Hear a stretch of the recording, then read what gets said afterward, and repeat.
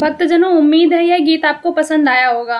कृपया इसको दोस्तों और रिलेटिव के साथ शेयर करें। अगर आपको किसी भजन पर प्रस्तुति चाहिए तो कमेंट करें। हम आपके लिए इस चैनल पर उस भजन को प्रस्तुत करने का प्रयास करेंगे। अगर आपने हमारे YouTube चैनल को सब्सक्राइब नहीं किया है तो तुरंत सब्सक्राइब करें और बेल आइकन दबाना बिल्कुल ना भूलें। धन्यवाद।